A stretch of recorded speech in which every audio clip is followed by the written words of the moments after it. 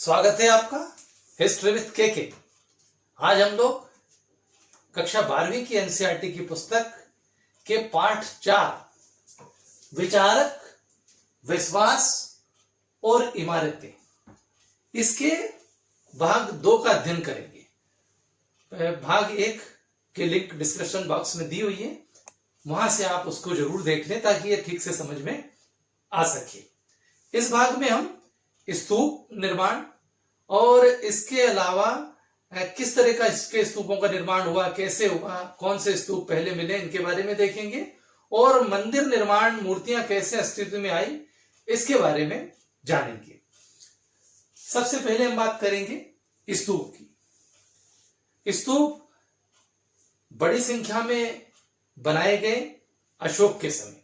अब प्रश्न ये उठता है कि ये स्तूप है क्या है स्तूप, इनके बारे में जाने। तो स्तूप वास्तव में क्या है? एक उल्टे कटोरे नुमा रचना है। ये अभी हम पूरा चित्र में देखेंगे उसको। उल्टे कटोरे नुमा रचना है यानी स्तूप का मतलब होता है ढेर है। तो कैसे अस्तित्व में आए? महात्मा बुद्ध के महापरिनिर्वाण के बाद, यानी कि उनकी मृत्यु के बाद उनकी जो अस्थियां थी उनके 8 हिस्से 8 भाग किए गए और उनको जगह जगह पर, अनेक जगहों पर उनकी समाधियां बनाई गई। मतलब उनको रखा गया और ढका गया। तो वो जो समाधियां हैं वास्तव में वो क्या है? स्तूप है। और बौद्ध परंपराओं के अनुसार ऐसा माना जाता है कि लगभग 84,000 स्तूप बनाए गए। अशोक के समय में भी बड़ी संख्या में स्तूप बनाए गए। ये बात कुछ अतिशयोक्तिपूर्ण हो सकती है, 84,000 नहीं, लेकिन बहुत बड़ी संख्या में स्तूपों के अस्तित्व मिले हैं, जिसमें आज सांची का तो बहुत अच्छी स्थिति में, अमरावती में था, कौशाम्बी में था, प्रयाग में भी देखने को मिला। तो ऐसे कई जगहों पर, सारनाथ में है, तो कई जगहों पर स्तूप बनाए गए। अब यहां पर बात यह आती है कि जो स्तूप थे वो हमने देख लिया एक प्रकार की समाधियां हैं और महात्मा बुद्ध और उनके शिष्यों की इसमें अस्थियां और उनके बाकी जैसे भिक्षा पात्र वगैरह है, इस तरह की चीजें या उनके जो उपयोग की गई चीजें हैं वो इसमें रखी गई है। तो अब इन स्तूपों की रचना कैसे हुई? प्रसिद्ध स्तूप, अब हम सांची के बारे में भी इसमें चर्चा करेंगे, लेकिन पहले आइए हम ये देख लेते हैं कि स्तूप का निर्माण कैसे होता था। यहां आप देख रहे हैं ये भाग, और इस पर ये एक चबूतरा है और इस चबूतरे को क्या बोलते थे? मेधी। ये चबूतरा है और इस चबूतरे के ऊपर ये उल्टे कटोरे नुमा एक रचना है। ये इसको अंड बोला जाता है, अंड कहा गया। ये चबूतरा है और चबूतरे के इस ओर ये प्रदक्षिणा पथ है। प्रदक्षिणा पथ से आप जानते हैं, हमने पहले पिछली वीडियो में जो बनाई थी मंदिरों पर उसमें बताया है।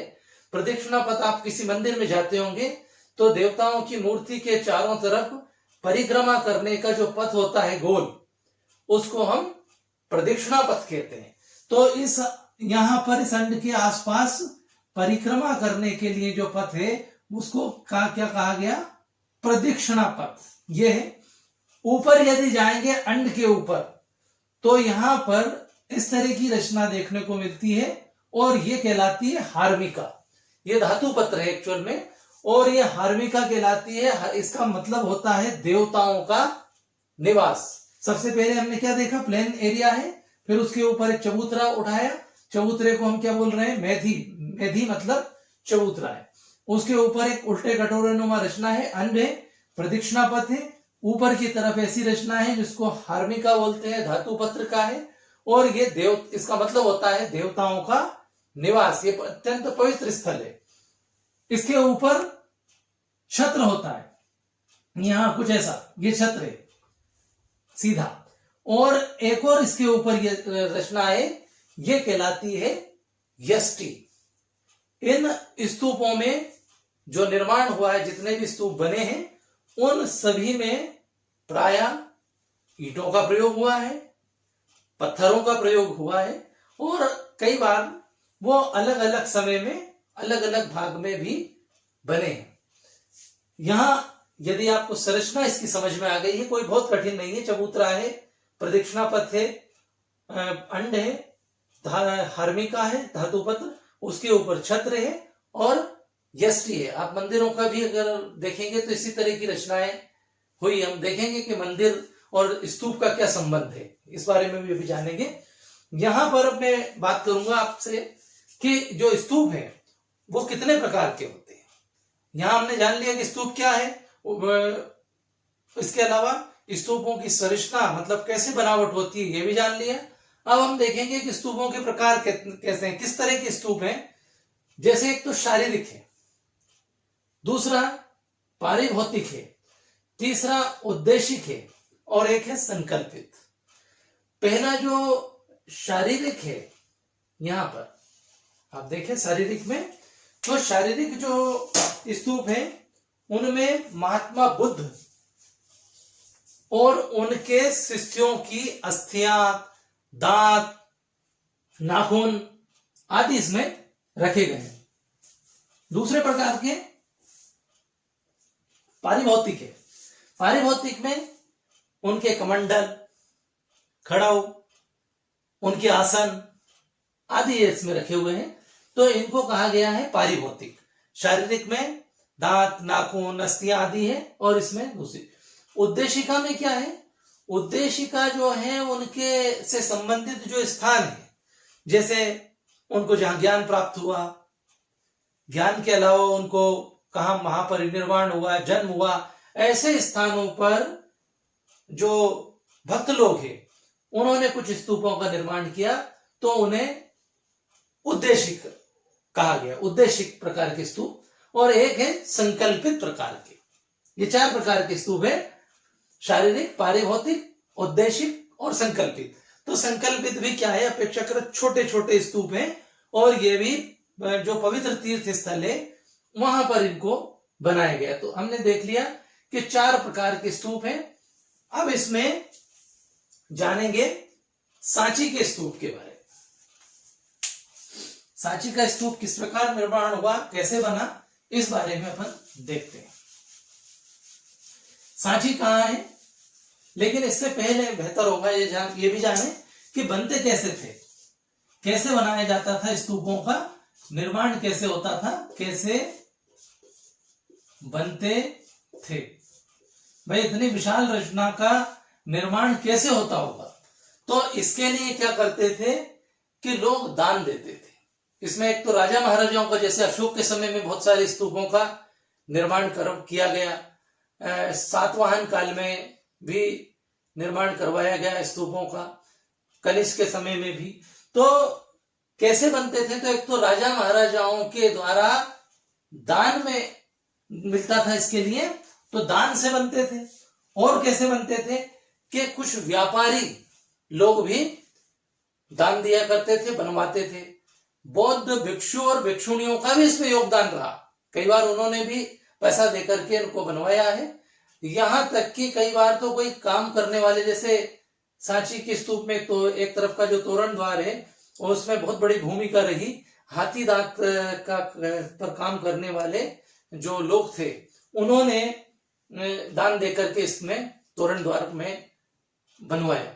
तो इस तरह से दान के द्वारा, राजा महाराजाओं के द्वारा, व्यापारियों के द्वारा, दूसरे तरह के जो लोग थे उनके माध्यम से ये स्तूपों का निर्माण करवाया जाता था। क्या है स्तूप? महात्मा बुद्ध और उनके शिष्यों की अस्थियां, उनके सामान, उनके पवित्र तीर्थ स्थलों पर इनको बनाया गया। ये उल्टे कटोरे नुमा रचना है और ये बौद्ध धर्मावलंबियों के पवित्र तीर्थ स्थल है। अब कैसे इसमें अपना यहाँ पर स्तूप देखने को मिलता है, महत्वपूर्ण स्तूप वो है सांची का स्तूप। ये बहुत अच्छी कंडीशन में है आज, और कई स्तूप काफी हद तक नष्ट हो गए, खराब हो गए, लेकिन सांची का स्तूप बचा रहा। अभी हम देखेंगे कैसे, क्यों बचा रहा, क्या कारण था कि सांची का बच गया और बाकी नष्ट हो गए? अमरावती का बहुत अच्छा था लेकिन वहां कलाकृतियां नहीं बची। तो सांची का स्तूप यदि आप देखें तो भोपाल के निकट है, मध्य प्रदेश में, मध्य प्रदेश के भोपाल में अंतर्गत ही, भोपाल संभाग में ही रायसेन जिला है। और रायसेन जिला मुख्यालय से 25 किलोमीटर दूर, 25 किलोमीटर की दूरी पर सांची नामक जगह है। पहले एक छोटा सा गांव था, अभी भी बड़ा स्थान तो नहीं है, गांव था। और यहाँ पर की पहाड़ियों पर इसकी खोज की, जंगल को जब साफ कराया गया तो यहाँ पर खोज हुई और 3 स्तूप यहाँ पर मिलते हैं। एक तो यहाँ महास्तूप है, महास्तूप है, और 2 जो है वो लघु स्तूप है। यहाँ कुल मिलाकर के कितने स्तूप मिल जाते हैं? हमें 3 स्तूप मिलते हैं। एक तो कैसा है? महास्तूप है, और 2 कैसे हैं? लघु स्तूप है। तो महास्तूप में क्या है? महात्मा बुद्ध के अवशेषों को रखा गया, अस्थियों आदि को रखा गया है, यह अपेक्षाकृत बड़ा है। और ये जो लघु हैं, छोटे हैं, उनमें से एक स्तूप ऐसे हैं जिसमें महात्मा बुद्ध के जो अनुयायी थे, उन अनुयायियों के अवशेष मिलेंगे। 3 है। पहला तो महास्तूप है, तो महास्तूप में तो महात्मा बुद्ध की। दूसरा एक जो छोटा है उसमें उनके अनुयायियों की, और एक और तीसरा है उसमें उनके कुछ शिष्यों की अस्थियां आदि को रखा गया है। ये 3 स्तूप यहां पर बनाए गए हैं सांची में। 3 स्तूप हमें देखने को वहां पर मूलतः मिलते हैं। इसका यदि निर्माण को देखें हम, जो खोज करी थी, किसने की थी सांची के स्तूप की, तो 1818 में जनरल टेलर ने वहां पहाड़ियों को साफ करवाया था और वहां पर इस स्तूप की खोज की थी। 3 स्तूप उनको मिले थे। बाद में इसमें अशोक ने यहाँ पर इनका ये पता लगा है कि अशोक ने निर्माण करवाया था। और ये जो निर्माण था, ये 268 से लेकर के 233 ईसा पूर्व के लगभग इसका निर्माण किया गया था। इन स्तूपों का निर्माण अशोक के द्वारा करवाया गया था। बाद में शुंग काल में इसमें आसपास कुछ पत्थर का निर्माण हुआ, और सातवाहन काल में इसमें चारों दिशाओं में 4 तोरण द्वार बनाए गए। 4 दिशाओं के प्रतीक है, तोरण द्वार है, और इन तोरण द्वार पर बड़ी ही सुंदर कलाकृतियां बनी हुई है, बड़ी सुंदर सुंदर आकृतियां इनके ऊपर बनी हुई है। अब यह प्रश्न आता है, परीक्षाओं में प्राय इस तरह के प्रश्न पूछे जाते हैं कि इसमें भोपाल की जो बेगमें थी उनका क्या योगदान था? भोपाल की बेगमों का सांची के स्तूपों में बचाने में या सांची के संरक्षण में भोपाल की बेगमों का क्या योगदान था? आपको मालूम है कि भोपाल में लंबे समय तक बेगमों का शासन रहा। तो यहां पर 2 बेगमें, एक तो शाहजहां बेगम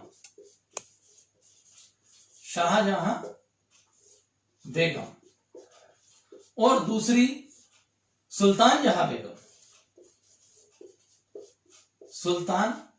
जहां बेगम। इन दोनों का बहुत महत्वपूर्ण योगदान था। क्या था कि उस समय फ्रांसीसी लोग ये चाहते थे कि यहाँ के जो तोरण द्वार है, यहाँ की जो सुंदर कलाकृतियां हैं, उनको ले जा करके फ्रांस के म्यूजियम में रखा जाए, और वो लूटने के लिए इसको तैयार हुए थे। लेकिन भोपाल की बेगम शाहजहां बेगम ने किसी तरह इसकी प्लास्टर ऑफ पेरिस की प्रतिकृतियां तैयार करवा ली, बिल्कुल उसकी हूबहू नकल, और वो उनको सौंप दी फ्रांसीसियों को। वो इसी से खुश हो गए और इस तरह से सांची की धरोहर बच गई। तो एक शाहजहां बेगम का बहुत बड़ा योगदान है, वरना बहुत कुछ चीजें जैसे कि अमरावती की चली गई और स्तूपों की चली गई, वो विदेशों में वहां के म्यूजियम में रखा जाती, लेकिन शाहजहां बेगम के प्रयासों से वो बच गई। इतना ही नहीं, इनने कुछ अनुदान भी दिया मां के लिए, संरक्षण के लिए। और इनकी उत्तराधिकारी सुल्तान जहां बेगम ने यहाँ कुछ पैसा देकर के सांची में और एक अतिथिशाला का निर्माण वहां पर करवाया। उस जगह को ठीक करवाने के लिए इन्होंने कार्य किया। ये परीक्षा की दृष्टि से बहुत उपयोगी प्रश्न है। इसमें पूछा जाएगा कि सांची के बारे में आप जानकारी दीजिए और इसमें सांची के संरक्षण में भोपाल की बेगमों की क्या भूमिका रही, यह भी पूछा जाएगा। और साथ ही साथ इसमें प्रश्न पूछ लेते हैं कि क्या कारण है कि सांची का स्तूप बच गया, सांची बच गया और अमरावती नष्ट हो गया। अमरावती में भी बहुत अच्छी स्थिति में निर्माण हुआ था, स्तूप बने हुए थे, लेकिन वो नहीं बचे। कारण क्या था कि उस समय संरक्षण जैसी कोई बात नहीं थी। वहां के एक राजा ने मंदिर बनवाने के लिए कुछ काम शुरू किया, तो उन्हें ये स्तूप मिले थे।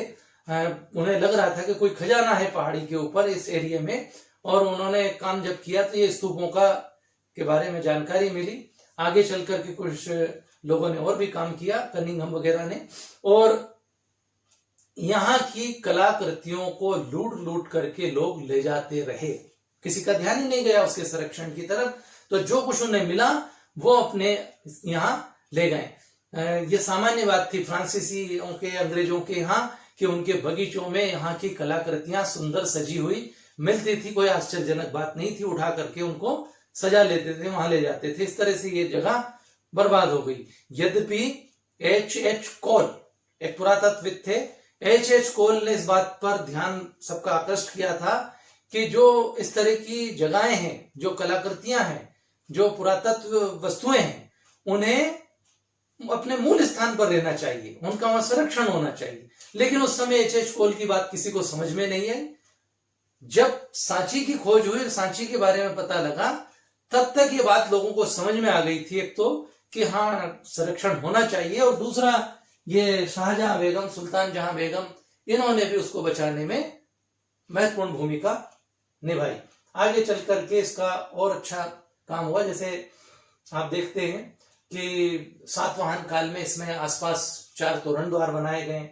शुंग काल में इसमें पत्थर के आसपास निर्माण हुआ। तो इसके संरक्षण के मूलतः ये निर्माण जो किया था अशोक के समय में हुआ था। कहां हम बात कर रहे हैं? सांची के स्तूप की। तो सांची के स्तूप के बाद पर कभी कभी अलग से प्रश्न भी पूछ लेते हैं, सांची के स्तूप की जानकारी दीजिए। तो सांची पर ये सब लिखना होगा हमें इसमें। या ये 2 प्रश्न भी महत्वपूर्ण है कि भोपाल की बेगमों की क्या भूमिका थी, और एक प्रश्न हम बता रहे हैं आपको कि अमरावती का संरक्षण क्यों नहीं हो पाया, या अमरावती नष्ट हो गया और सांची बच गया, तो इसके पीछे क्या कारण है। तो हमने दोनों के बारे में देख लिया। इस तरह के प्रश्न परीक्षा में आपसे पूछे जाएंगे।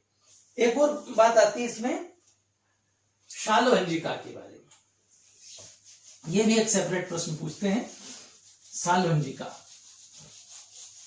शालवंजिका क्या थी? ये शब्द है शाल भंजिका। 2 नंबर में भी आ सकता है और 3 नंबर में, मतलब ये बड़ा एक प्रश्न पूछा जाएगा शालवंजिका के बारे में। मैंने अभी जिक्र किया था कि जो सांची के स्तूप है उनमें तोरण द्वार है, और ये तोरण द्वार जो बने हुए हैं, इनके ऊपर तोरण द्वार कैसे रचना होती है, मतलब जैसे हम कहीं पर कोई कार्यक्रम होता है, कोई शादी विवाह होती है, तो किस तरह से बाहर एक गेट बनाते हैं, या कोई नेताजी आने वाले होते हैं तो किस तरह से हम प्रवेश द्वार बनाते हैं, सजाते हैं। तो इस तरह से चारों दिशाओं में 4 वहां पर प्रवेश द्वार बने हुए हैं। तो उनके ऊपर बड़ी सुंदर कलाकृतियां बनी हुई है, जिसमें गजलक्ष्मी है, सर्प है, हाथी है। उसी में बाहरी किनारों की ओर सुंदर वृक्ष है, और उन सुंदर सुंदर सुंदर वृक्षों की शाखाओं को पकड़े स्त्रियां लटके हुए। बौद्ध धर्म में यह कहा गया, कुछ धर्मावलंबियों ने कुछ ने तर्क दिया कि भाई बौद्ध धर्म में इस तरह की युवा और सुंदर स्त्रियों को दिखाने का क्या उचित है, कि कौन सी त्याग को प्रदर्शित करती है। इस पर जो तर्क वितर्क हुए, उसमें संस्कृत में यह शालवंजिका का अर्थ निकाला गया। शालभंजिका वास्तव में क्या है, एक जो सुंदर स्त्री है, त्यागमय स्त्री है, और वो ऐसी स्त्री का जिक्र किया गया जो कि साल के जो वृक्ष होते थे, उन साल के वृक्षों को जब वो छूती थी तो वो हरे भरे हो जाते थे, तो उन्हें नाम दिया गया शालभंजिका। और वो प्रतिकृतियां वहां पर है, वो जो सुंदर चित्र बने हुए हैं उसके ऊपर, उनका अर्थ ये है, वहां पर त्याग से उसका आशय है, और एक अलग ढंग के रूप में उसका प्रयोग किया गया है, त्याग के रूप में उसके बारे में बताया गया। तो शालभंजिका के बारे में अगर पूछा जाए तो आप कहेंगे कि सांची के तोरण द्वार पर जो पेड़ों से लिपटे हुए स्त्रियों के, सुंदर स्त्रियों के जो चित्र हैं, वो संस्कृत में उन्हें शालभंजिका कहा गया। और शालभंजिका का मतलब ये था कि वो स्त्रियां शाल के वृक्षों को जब छूती थी तो वो हरे भरे हो जाते थे। यहाँ त्याग के रूप में, समाज को कुछ देने के रूप में उसका उपयोग किया गया है। उनको के चित्र उत्कीर्ण वहां पर किए गए। और भी तरह के चित्र हैं वहां पर, जैसे एक हाथी का है, वो हाथी आसपास है और वो पानी डाल रहे हैं एक स्त्री के ऊपर, तो वहां उसका अर्थ महामाया को लेकर के माना गया। तो प्रतीकात्मक है, उनका कुछ न कुछ अर्थ है। तो शालभंजिका के बारे में आपसे अलग से प्रश्न पूछे जा सकते हैं। अब यहां पर हम एक बात और करेंगे, और कभी कभी वो चीजें भी हमें याद रहना चाहिए। जैसे हमने देख लिया कि स्तूप के बारे में तो आपने जान लिया कि स्तूप जो है, वो स्तूप का मतलब होता है कि वो एक प्रकार की समाधियां हैं, और वहां महात्मा बुद्ध और उनके शिष्यों के अवशेष उसमें रखे गए हैं। लेकिन अगर प्रश्न ये पूछ लिया जाए, ये हमें याद भी होना चाहिए, जैसे एक तो स्तूप है, तो स्तूप के बारे में जान लिया। दूसरे शब्द आता है चैत्य, और तीसरा शब्द आता है विहार। इनमें क्या अंतर देखते हैं, हमें ये याद रहना चाहिए। चैत्य, विहार और स्तूप, इन तीनों के बारे में तो स्तूप का तो हमने आपको बता दिया। अब चैत्य क्या होते थे और विहार क्या होते थे, चैत्य और विहार में क्या अंतर देखते थे, तो बहुत सिंपल है। चैत्य क्या है? चैत्य इनके पवित्र पूजा स्थल है, ये कह लीजिए आप, सिंपल पूजा स्थल है बौद्धों के पवित्र पूजा स्थल है, उनको कहा गया चैत्य। विहार क्या है? ये बौद्धों के रहने के स्थान है, रहने का स्थान। और ये क्या है? ये समाधियां हैं, जहां महात्मा बुद्ध और उनके शिष्यों की अस्थियां और बाकी जरूरत के जो सामान है वो रखे हुए हैं। तीनों ही पवित्र जगह। अब ये चैत्य कैसे है? ऐसा कहा गया कि महात्मा बुद्ध या उनके बाद के कुछ बचे हुए जो अवशेष थे वो ऊंची ऊंची पहाड़ियों के ऊपर रख दिए गए और वहां पर कुछ निर्माण कर दिया गया। ये एक प्रवेश द्वार होता है, एक बड़ा सा हाल होता है, जैसे वारंगल में एक हाल होता है लंबा सा। यहां पर ये इनके पूजा स्थल होते हैं पवित्र, ये रहने के नहीं है। और विहार जो होते थे, विहार उनके रहने के स्थान होते थे। यहाँ पर बारिश आदि के दिनों में ये निवास करते थे और यहाँ एक बड़ा सा हाल भी होता था जहां पर वो तर्क वितर्क कर सके। तो इनमें अंतर जानना जरूरी है। चैत्य, स्तूप, चैत्य और विहार। चैत्य क्या हुआ? इनके पूजा स्थल, पवित्र स्थल। विहार क्या है? बौद्ध भिक्षु और भिक्षुणियों के रहने के स्थान थे। स्तूप क्या है? एक प्रकार की समाधियां हैं। तो तीनों के बारे में हमें अंतर ज्ञान होना चाहिए। अब इसके बाद अपन लोग यहां पर जानेंगे मंदिरों का निर्माण किस प्रकार से हुआ, मंदिर कैसे अस्तित्व में आए। मंदिरों का निर्माण हम ये भी कह सकते हैं कि मूर्तियों का भी, क्योंकि आप देखते हैं कि सिंधु सभ्यता में तो मूर्तियां बनती थी लेकिन बहुत बड़ी संख्या में मंदिरों में उनका निर्माण रखी नहीं गई थी, मतलब मंदिरों का अभाव देखने को मिलता है। वैदिक काल में भी आप देखते हैं कि मंदिर और मूर्तियों का अभाव सा दिखता है। मौर्य काल में मंदिर तो नहीं बनाए गए, लेकिन मौर्य काल में बड़ी संख्या में स्तूपों का निर्माण किया गया। विशाल बड़े बड़े स्तूपों का निर्माण मौर्य काल में किया गया। पवित्र स्थल थे। उन्हीं से प्रेरित होकर के यह देखा गया कि भाई भगवान का भी कोई स्थल होना चाहिए, कोई पूजा स्थल होना चाहिए। तो गुप्त काल में बड़ी संख्या में मंदिरों का निर्माण किया गया। अब प्रारंभिक अगर मंदिरों को आप देखेंगे तो बहुत साधारण से थे। एक ऊपर चपटी छत होती थी, एक कमरा मान लीजिए, जैसा एक कमरा होता है इस तरह का एक कमरा होता था, उस पर एक छोटा सा प्रवेश द्वार होता था और अंदर देवता की मूर्ति होती थी। इस तरह का वो एक निर्माण सामान्यतः जो प्रारंभिक गुप्तकालीन मंदिर हैं उनमें देखने को मिलता है। आगे चल करके मंदिरों का जैसे स्तूप ऊंचे ऊंचे बड़े बड़े थे, उस तरह से इनका भी रूप बदलता गया, भव्य बनाया गया। बहुत बाद में हुआ है वो तो कि शिखर वगैरह का, लेकिन उससे पहले नेचुरल प्राकृतिक रूप से मंदिर बनाए गए। प्राकृतिक कैसे कि पहाड़ियों को, चट्टानों को काट करके और उन्हीं में मंदिरों का निर्माण किया। जैसे आप देखेंगे कुछ रथ मंदिर बनाए गए, वहीं पर रथ का पूरा निर्माण कर दिया गया और अंदर वहीं पर उसी में स्तंभ काट दिए गए। तो नेचुरली पहाड़ियों को काट करके बहुत सारे मंदिरों का निर्माण किया गया। यदि आप प्रारंभिक मंदिरों को देखें, जैसे कैलाशनाथ का शिव मंदिर, एलोरा का, ये प्राकृतिक रूप से गुफाओं को में बनाए गए, नेचुरली उनको काट करके बनाया गया। आगे चल करके मंदिरों की और भी शैलियों का विकास हुआ। जैसे उसमें एक है नागर शैली। नागर शैली मंदिर निर्माण की शैलियां की बात कर रहे हैं हम। नागर शैली है, एक है द्रविड़ शैली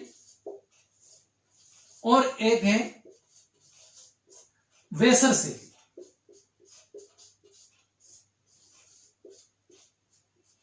वेसर शैली, ये तीन शैलियां मंदिर निर्माण की है।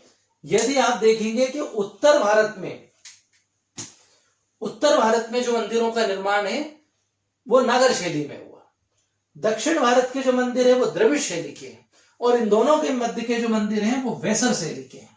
उसमें वेसर शैली का आप देखते हैं कि हमें उत्तर भारत के जो मंदिर है उसमें एक ऊंचा सा शिखर होता है, कलश होता है, आमलक होता है, मंडप होता है, अर्धमंडप होता है।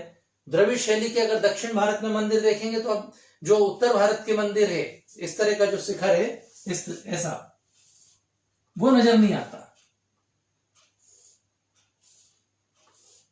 यहां पर आप देखते हैं इस तरह का, यहाँ ऊपर कलश, यहाँ झंडा, ऐसे नहीं दिखते, वो कुछ ऐसे चौकोर से दिखते हैं। अंतर है दोनों में, बहुत सारा अंतर है। निर्माण को लेकर के अंतर है, उनके मंडप, अर्धमंडप, प्रवेश द्वार, ये सब चीजों को लेकर के अंतर है। अब ये इस पर मैंने एक बहुत विस्तृत वीडियो बनाया हुआ है जिसमें हमने मंदिर निर्माण की इन तीनों शैलियों का बड़े अच्छे से वर्णन किया है। लिंक डिस्क्रिप्शन बॉक्स में दी हुई है, आप वहां से इनके बारे में जान सकते हैं। क्योंकि नागर शैली, द्रविड़ शैली, वेसर शैली, यहां मैंने समझा दिया ये मंदिर निर्माण की शैलियां हैं, नागर शैली, द्रविड़ शैली और वेसर शैली। ये तो हमने समझ लिया, लेकिन ये कैसी होती थी, इन शैलियों के बारे में आप विस्तार से उस वीडियो में जान सकते हैं। इसमें लगभग इतना ही है। इसके बाद मूर्तियों का निर्माण, मतलब ये मूर्ति निर्माण की जो परंपरा थी, मूर्ति निर्माण की यूनान से, शुरू में महात्मा बुद्ध की यूनान के देवताओं से प्रभावित होकर के भव्य मूर्तियां बनाई गई। वहीं से धीरे धीरे आकर के, यद्यपि पहले भी मूर्तियां बनाई जाती थी, पर उसी तरह से देवताओं की भव्य मूर्तियों का निर्माण किया जाने लगा। और इसी तरह से जैसे स्तूप बना रहे थे, बड़े बड़े भव्य स्तूप बना रहे थे, उसी तरह से आगे चल करके भव्य मंदिरों का निर्माण भी किया जाने लगा। मैंने इस पाठ में लगभग सारी बातों को आपके जो आएगी वो ले लिया है। अब मैं कुछ प्रश्न इसमें दे रहा हूं, आप उन प्रश्नों को देखें और उनके उत्तर इस वीडियो में ढूंढने का प्रयास करें। आशा है आपको ये वीडियो पसंद आएगा और इससे आपको पूरे इस पाठ में जो जो बातें हैं वो पूरी तरह से समझ में आ गई होगी। मैं आशा करता हूं कि आप अपने साथियों को भी ये वीडियो शेयर करेंगे, इसको लाइक करेंगे, सब्सक्राइब करेंगे, और ताकि मैं और प्रोत्साहित होकर के और अच्छे अच्छे वीडियो आपके लिए बना सकूं। आगे भी पूरी इस पुस्तक जो 12वीं क्लास की है, इस पर हम सारे वीडियो बनाएंगे। Thank you very much.